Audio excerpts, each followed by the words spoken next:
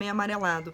E no exame de ultrassom, a única alteração que a gente detectou foi uma quantidade expressiva de sedimento na bexiga. Então, por isso nós resolvemos coletar, né, essa urina via cistocentese, ou seja, fazer a punção ali direto da bexiguinha pela parede abdominal.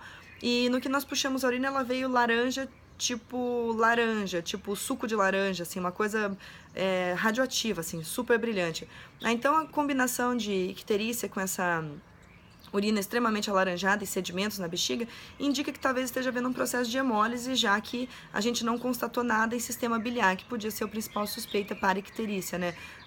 Como gatos não têm leptospirose a princípio, a gente assume que ela estivesse com algum tipo de hemoparasita, já que ela tem vida livre, ela estava cheia de machucadinhos, assim, que para mim tinha um cara de picada de carrapato, sabe? Que é um dos grandes transmissores, ainda que a pulga e outros insetos também possam, insetos e aracnídeos, possam transmitir também outros hemoparasitas.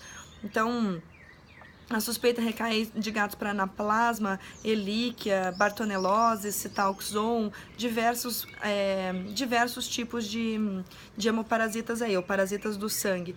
E geralmente, infelizmente, em gatos, esse tipo de afecção vem acompanhada de doenças infecciosas como o FIV ou FeLV, que seria uma leucemia contagiosa felina, e como se fosse a AIDS, o HIV felino, que seria a FIV. Então é importante testar esse paciente, fazer mais exames de sangue para chegar a algum tipo de conclusão, mas a princípio ela fica internada e fica sob tratamento porque realmente é um caso sério, assim, e gatos especialmente que já ficam sem comer por qualquer coisinha ali, tem que ficar meio de olho porque ela tem que ter um suporte, especialmente alimentar, é muito importante. Daí depois, para dar uma descontraída, nós tivemos uma gestação, início de gestação, de uma paciente que diz que assim, a princípio tem uma vida que fica presa, só que ela fica no quintal e sabe que cães conseguem cruzar através da cerca, então provavelmente ali houve uma quase literal pulada de cerca e ela estava grávida. A gente pegou a gestação bem no início, que permite a contagem de, vamos dizer assim, sacos gestacionais com um pouco mais de facilidade do que uma gestação no fim, através do ultrassom, e eu estimo que ela estivesse com algo entre 5 e 6 filhotes ali. Uma cachorrinha de aproximadamente uns 5 anos. Então, ok. Essa foi uma coisa. A gestação sempre é um ultrassom mais descontraído de fazer, assim, uma coisa mais tranquila, porque a gente chega ali e não pega, a princípio, né, não pega doença, não pega nada que a gente tem que dar um prognóstico ruim, reservado para o proprietário, então isso também é mais leve para nós veterinários, assim. E para finalizar, a gente pegou um caso que era uma suspeita da chamada PIF seca. PIF é a abreviação para peritonite infecciosa felina, que é uma doença infecciosa de gatos que passa, né, através de contato físico, mordedura, arranhadura, mas especialmente através das secreções naturais do corpo, que seria inclusive a saliva. E como todo mundo sabe, os gatos se lambem para tomar banho, então eles têm saliva, vamos dizer assim, teoricamente, pelo corpo inteiro. É uma doença exclusiva de felinos, não passa entre cães, não passa para seres humanos, por isso que ela se chama peritonite infecciosa felina, mas ela é bastante grave para o seu portador.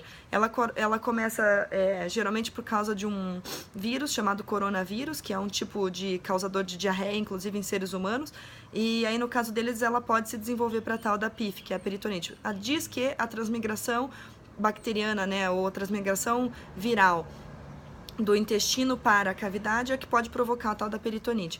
E muitas vezes ela tem a sua apresentação efusiva, que é a peritonite molhada, né? Vamos dizer assim, que a gente tem efusão às vezes pleural, intraabdominal e tudo. E a PIF seca, que seria que não tem efusão, mas que a gente vê sinais de peritonite.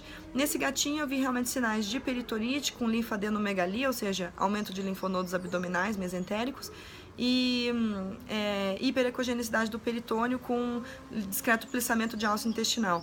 Pensando que ele tem realmente uma vida livre, ele era aqueles gatinhos cheios de cicatriz, assim, de que vai pra rua e tudo, o rostinho todo machucado, machinho, já castrado, mas que teve seus momentos de não ser castrado e que já, de certo, brigou muito por causa de outras fêmeas e território.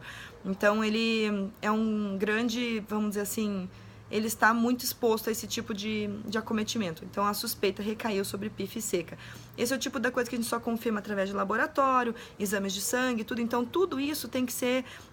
na verdade, a maioria desses exames que eu falei, com exceção do gestacional, que a gente chega ali e vê que há uma gestação, a maioria dos exames que eu falei, eles são complementares, claro, à clínica médica, né? Que então, ou seja, a gente tem que ter uma avaliação clínica adequada antes e tudo, tem que ter o exame de ultrassom para que a gente veja, por exemplo, o que era aquela massa no abdômen da colega, o que era porque que o gatinho não estava se sentindo bem, né? Então, assim, a gente tem que ter o exame de imagem e também a gente tem que ter um exame de sangue para poder dar uma noção se há um processo infeccioso envolvido ou não, porque a gente tem muitas possibilidades, às vezes, assim, dentro da medicina veterinária. Então, mais ainda. Então, o paciente não fala, não nos conta exatamente o que aconteceu, com quem que ele esteve, como que ele esteve, se ele levou um machucado ou não, se ele cruzou ou não. Então, nós temos que ter esse quadro completo. Então, por isso é muito importante que haja esse casamento, vamos dizer assim, entre a clínica, a imagem e o laboratório, no mínimo, para quando a gente vai fazer um check-up do nosso animal, especialmente se ele é desse tipo de vida livre, que vai muito para a rua, que fica lá fora, né, que a gente não tem, assim, aquela observação que se tem, às vezes, ficando dentro de casa, que o proprietário já nos relata, ele tá com um comportamento um pouco diferente, a gente pega a alteração logo no começo, fica mais fácil de fechar diagnóstico. Nesses casos, assim, que a gente pegou muitos animais